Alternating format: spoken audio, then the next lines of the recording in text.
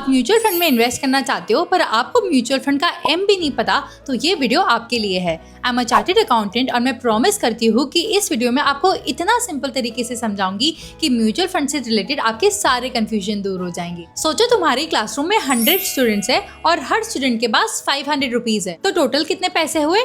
50,000। ये पैसे जो सबने मिलके जमा किए हैं, इन पैसों को स्टॉक्स में इन्वेस्ट किया जाता है और इसी कलेक्शन ऑफ स्टॉक्स को बोलते हैं म्यूचुअल फंड। अब प्रॉब्लम आती है कि 50,000 रुपए आ तो गए, लेकिन कौन डिसाइड करेगा कि ये पैसे कहाँ इन्वेस्ट होंगे? हर स्टूडेंट की एक अलग ओपिनियन होगी, इसलिए सब स्टूडेंट्स मिलके एक एक्सपर्ट चूज करते हैं। जैसे क्लास मॉनिटर, फाइनेंस की लैंग्वेज में उस एक्सपर्ट को बोलते हैं फंड मैनेजर, क्योंकि उसको स्टॉक मार्केट की अच्छी नॉलेज होती है। अब फंड मैनेजर एक स्मार्ट काम करता है, वो पूरे 50,000 अलग अलग सेक्टर में इन्वेस्ट करता है, एक ही कंपनी में इन्वेस्ट नहीं करता। थोड़ा रिलायंस में करेगा, थोड़ा HDFC में, थोड़ा TCS में। पता है क्यों? समझो अगर कल को जाके रिलायंस का शेयर गिर जाता और तुम्हारा सारा पैसा वही लगा होता तो तुम्हारा सारा पैसा डूब जाता। लेकिन अगर पैसा अलग अलग कंपनीज में होता है तो अगर एक कंपनी नीचे जाए तो दूसरी कंपनी ऊपर भी जा सकती है। इसी को बोलते हैं डाइवर्सिफिकेशन। अब तुम सोच रहे होगे कि मुझे कैसे पता चलेगा कि मेरा कितना पैसा है? सोचो, इन पूरे म्यूचुअल फंड को छोटे छोटे टिकट में बांट दिया गया। इन टिकट्स को बोलते हैं यूनिट्स और हर यूनिट की एक प्राइस होती है और